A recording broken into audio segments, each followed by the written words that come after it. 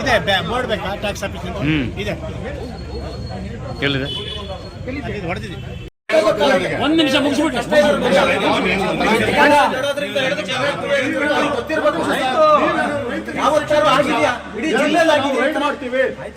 ಒಂದು ನಿಮಿಷ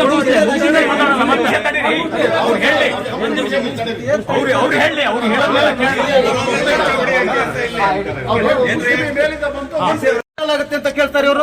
ಅದ್ ನೋಡಿದ್ರೆ ಗೊತ್ತಾಗಲ್ಲ. ನಂಬರ್ ಇದೆ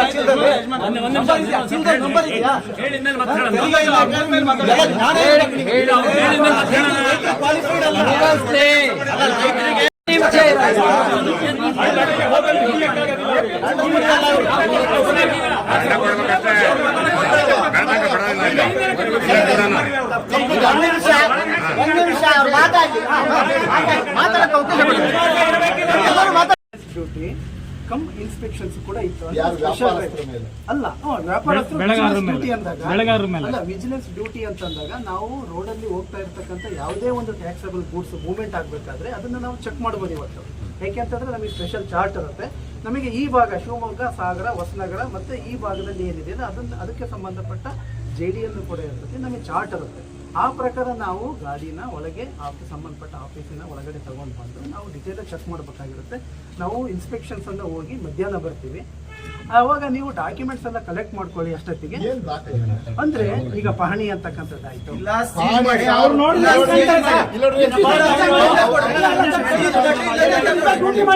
ಒಬ್ಬ ರೈತ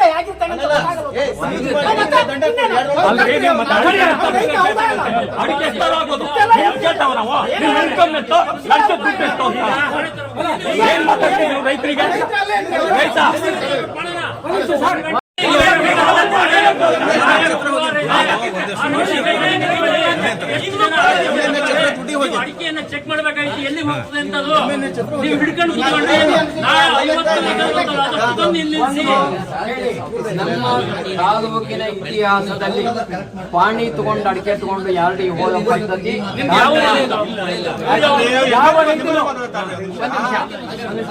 ಒಂದು ಯಾವ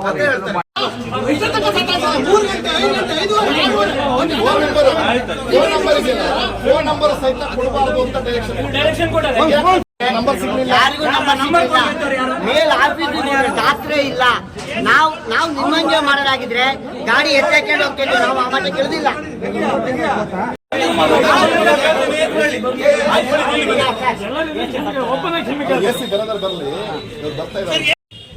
ಗೌರವ ಭಾವನೆ ಅವರಿಗೆ ನಾವು ಯಾವುದೇ ರೀತಿಯಾಗಿರ್ತಕ್ಕಂಥ ಮನಸ್ಸಿಗೆ ನೋವಾಗಂಗೆ ಬೆಳಗ್ಗೆ ತನಕ ಕೂಡ ನಡ್ಕೊಂಡಿರಲಿಲ್ಲ. ಆದರೆ ನಾವು ಇನ್ಸ್ಪೆಕ್ಷನ್ ಕಾರಣಕ್ಕೋಸ್ಕರ ಅಲ್ಲಿ ಹೋದಾಗ ವಾಪಸ್ ಬರಂಗಿರಲಿಲ್ಲ.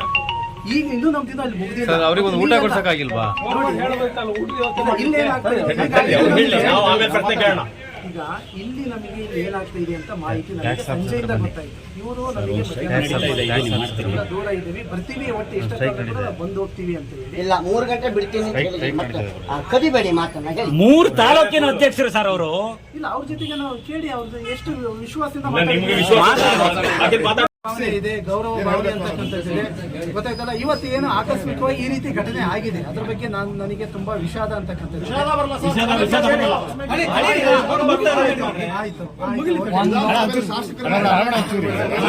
ಭಾರಿ ಸ್ಪಷ್ಟ ಹೇಳ್ತಾರೆ. ನಿಮ್ದೇ ಟೀಮು ಅಂದ್ರೆ ನೀವು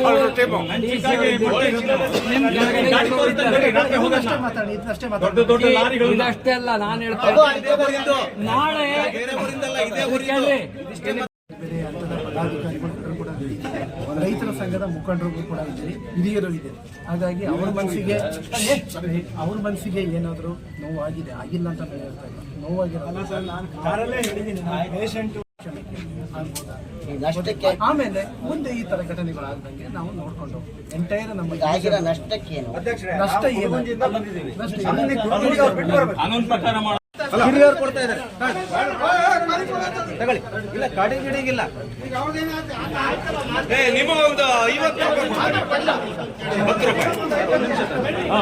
ಬಹಿರಂಗವಾಗಿ DC ನಮ್ಮ ಹೆಸರು ಅಶೋಕ್ ಅವರು ಬಹಿರಂಗವಾಗಿ ಕ್ಷಮೆಯನ್ನ ರೈತರಲ್ಲಿ ಕ್ಷಮೆ ಕೇಳಿದ್ದಾರೆ, ಅಡಿಕೆ ಬೆಳೆಗಾರರಲ್ಲಿ ಕ್ಷಮೆ ಕೇಳಿದ್ದಾರೆ. ಕ್ಷಮೆ ಕೇಳಿದ್ದಾರೆ. ಆ ಮುಂದೆ ಈ ಕೆಲಸನ ನಾನು ಯಾವ ರೈತನ ಮೇಲೂ ಮಾಡೋದಿಲ್ಲ ಮುಂದಿನ ದಿವಸದಲ್ಲಿ ಅನ್ನೋ ಮಾತನ್ನ ನಮ್ಗೆಲ್ರಿಗೂ ಬಹಿರಂಗವಾಗಿ ಕೊಟ್ಟಿದ್ದಾರೆ. ಮುಂದಿನ ದಿವಸದಲ್ಲಿ ಯಾವ ರೈತನ ಗಾಡಿನೂ ಹಿಡಿಯೋದಿಲ್ಲ, ಯಾವ ಗಾಡಿನೂ ತಗೊಂಡ್ಬಂದು ನಿಲ್ಸೋದಿಲ್ಲ, ಯಾವ ಗಾಡಿ ಮೇಲೂ ಸಹಿತ ಆಕ್ಷನ್ ತಗೊಳ್ಳೋದಿಲ್ಲ. ರೈತ RMC ತಗೊಂಡು ಹೋಗೋ ಅಂತ ಅಡಿಕೆ ಏನಿದೆ, ರೈತ ಎಲ್ಲಿ ಬೇಕಾದ್ರೂ ದೇಶದಲ್ಲಿ ಹೋಗಿ ವ್ಯಾಪಾರ ಮಾಡ್ಕೊಳ್ಳೋದಕ್ಕೆ ಅವನಿಗೆ ಅವಕಾಶನ ಕಾನೂನು ರೀತಿಯಲ್ಲಿ ಏನ್ ಕೊಟ್ಟಿದ್ದಾರೆ ಅದಕ್ಕೆ ಅಡ್ಡಿಪಡಿಸೋದಿಲ್ಲ. ತಪ್ಪಾಗೋಗಿದೆ ನನ್ನ ಕಡೆಯಿಂದ ಅಂತಕ್ಕಂಥದ್ದನ್ನ ಕ್ಷಮೆ ಕೇಳಿದ್ದಾರೆ. ಹಾಗಾಗಿ ನಾವು ರೈತರೆಲ್ಲ ಯಾವಾಗ್ಲೂ ಸಹಿತ ಕ್ಷಮಾಗುಣದು, ಬಹಳ ಕ್ಷಮಾಗುಣದು, ಸಿಟ್ಟು ಮಾಡ್ತೀವಿ, ಕ್ಷಮೆನೂ ಸಹಿತ ಕೊಡೋ ಅಂತವ್ರು ನಾವೆಲ್ಲ ರೈತರು. ಅದರಲ್ಲೂ ಅಡಿಕೆ ಬೆಳೆಗಾರರು, ಈ ಭಾಗದ ಅಡಿಕೆ ಬೆಳೆಗಾರರು ಹೇಗೆ ಸಿಟ್ಟು ಮಾಡ್ತೀವೋ ಅದು ತಾತ್ವಿಕವಾದಂತ ನ್ಯಾಯಯುತವಾದಂತ ಸಿಟ್ಟು ಮಾಡ್ತಕ್ಕಂಥದ್ದು. ನ್ಯಾಯ ಈ ಸಂದರ್ಭದಲ್ಲಿ ರೈತನಿಗೆ ತಡವಾಗಿ ಆದ್ರೂ ಸಹಿತ ಅಡಿಕೆ ಬೆಳೆಗಾರರ ಸಂಘದ ಹೋರಾಟಕ್ಕೆ ದೊರಕಿದೆ ಅಂತಕ್ಕಂಥದ್ದನ್ನ ಈ ಸಂದರ್ಭದಲ್ಲಿ ಹೇಳ್ತೇನೆ. ಹಾಗಾಗಿ ಅಡಿಕೆ ಬೆಳೆಗಾರರ ಸಂಘಕ್ಕೆ, ಅವರೆಲ್ಲ ಪದಾಧಿಕಾರಿಗಳಿಗೆ, ಸೇರಿರ್ತಕ್ಕಂಥ ಎಲ್ಲ ಬಂಧುಗಳಿಗೆ ವಿಶೇಷವಾದ ಅಭಿನಂದನೆ, ಕೃತಜ್ಞತೆಯನ್ನು ಸಲ್ಲಿಸ್ತೇನೆ. ಯಾಕಂದ್ರೆ ಒಬ್ಬ ಅಸಹಾಯಕ ರೈತ ಇವತ್ತು ಬಂದವರು, ಅಸಹಾಯಕ ರೈತ, ಬಹಳ ಕಷ್ಟದಲ್ಲಿರೋ ರೈತ, ಆಪರೇಷನ್ ಆಗಿ ಮಂಡ್ಯ ಹೊಡ್ಕೊಂಡು ಆಪರೇಷನ್ ಆದ ಹೊಲಿಗೆ ಹಾಕೊಂಡಿರುವಂತ ರೈತನ ಪರವಾಗಿ ತಾವೆಲ್ಲರೂ ಇವತ್ತೇನು ಬಂದಿದ್ದೀರಿ, ಎಲ್ಲ ನಮ್ಮ ರೈತರಿಗೆ ನೀವು ಕೊಟ್ಟಿರ್ತಕ್ಕಂಥ ನ್ಯಾಯ ಅಂತಕ್ಕಂಥದನ್ನ ಈ ಸಂದರ್ಭದಲ್ಲಿ ಭಾವಿಸ್ತೇನೆ. ನಿಮ್ಗೆಲ್ಲರಿಗೂ ವಿಶೇಷವಾದಂತ ಅಭಿನಂದನೆ, ಕೃತಜ್ಞತೆ ಸಲ್ಲಿಸ್ತೇನೆ. ಈ ಸಮಸ್ಯೆನ ಬಗೆಹರಿಸೋದಕ್ಕೆ ಬಂದಿರತಕ್ಕಂಥ ನಮ್ಮ ಸಬ್ ಇನ್ಸ್ಪೆಕ್ಟರ್ ಬಂದು ಈ ಸಮಸ್ಯೆನ ಬಗೆಹರಿಸೋದಕ್ಕೆ, ನ್ಯಾಯಯುತವಾಗಿ ಬಗೆಹರಿಸೋದಕ್ಕೆ ಪ್ರಯತ್ನ ಮಾಡಿರ್ತಕ್ಕಂಥವ್ರಿಗೂ ಸಹಿತ ವಿಶೇಷ ಅಭಿನಂದನೆ, ಕೃತಜ್ಞತೆಯನ್ನು ಈ ಸಂದರ್ಭದಲ್ಲಿ ಹೇಳುತ್ತೇನೆ. ವಾಸಂ ಭಟ್ರು ಅಧ್ಯಕ್ಷರು ಈ ಸಂದರ್ಭದಲ್ಲಿ ಬೆಳಗಿಂದ ಪಾಪ ಇದು ಮಾಡಿ ಇದನ್ನ ಅಟೆಂಡ್ ಮಾಡಿ ನಮ್ಮೆಲ್ಲ ಗಮನಕ್ಕೆ ತಂದು ಇದೊಂದು ತಾರ್ಕಿಕ ಅಂತ್ಯಕ್ಕೆ ತಗೊಂಡು ಹೋಗುವಂತ ಕೆಲಸ ಮಾಡಿದ್ರಿ. ಹಂಗಾಗಿ ನಿಮಗೆ ವಿಶೇಷ ಅಭಿನಂದನೆ ಸಲ್ಲಿಸ್ತೇನೆ. ದಿನೇಶ್ ಅವರು ಬಂದಿದ್ದಾರೆ, ಮತ್ತೆಲ್ಲರೂ ಬಂದಿದ್ದಾರೆ, ಎಲ್ಲ ಮುಖಂಡರು ಬಂದಿದ್ದಾರೆ, ರೈತ ಹೋರಾಟಗಾರರು ಬಂದಿದ್ದಾರೆ, ನಮ್ಮ ಹಿರಿಯರು, ಮಾಜಿ ಆಫ್ಕೋರ್ಸ್ ನ ಅಧ್ಯಕ್ಷರು ಬಂದಿದ್ದಾರೆ, ಮತ್ತೆಲ್ಲ UH ರಾಮಪ್ಪನವರು ಹಿರಿಯ ಹೋರಾಟಗಾರರು ಈ ಹೋರಾಟದ ನಾಯಕತ್ವವನ್ನು ತಗೊಂಡು ಮಾತಾಡ್ತಕ್ಕಂಥದ್ದು ಮಾಡಿದ್ದಾರೆ. ಎಲ್ಲರಿಗೂ ವಿಶೇಷ ಅಭಿನಂದನೆಯನ್ನ ಈ ಸಂದರ್ಭದಲ್ಲಿ ಸಲ್ಲಿಸ್ತೇನೆ. ಮುಂದೆ ಯಾವತ್ತೂ ಸಹಿತ ಈ ಘಟನೆನ ನೀವು ರೈತರು ಅಂದ್ಮೇಲೆ ಈ ಘಟನೆ ಈ ರೀತಿ ಆಗದೆ ಇರೋ ರೀತಿಯಲ್ಲಿ ನೀವು ಇನ್ಯಾವತ್ತೂ ನಿಮ್ಮ 20 ವರ್ಷ ಸರ್ವಿಸ್ ಇರ್ಬೋದು ಅಂತ ಹೇಳಿ ನಾನು ಭಾವಿಸ್ತೀನಿ, 15 ವರ್ಷ ಅಂತೂ ಇದೆ ಅಂತ ಹೇಳಿ ಭಾವಿಸ್ತೇನೆ. ಆ ಸರ್ವಿಸ್ ಅವಧಿ ಒಳಗೆ ರೈತನಿಗೆ ಈ ರೀತಿ ಯಾವತ್ತೂ ಮಾಡಬೇಡಿ. ಇವ್ರು ಏನ್ ಮಾಡಿದ್ರು ಬಂದು ಅಲ್ಲಿ ಶಣಮನೆ ಕ್ಷೇತ್ರ ಹತ್ರ ಅಡ್ಡ ಕೈ ಮಾಡಿದ್ರು.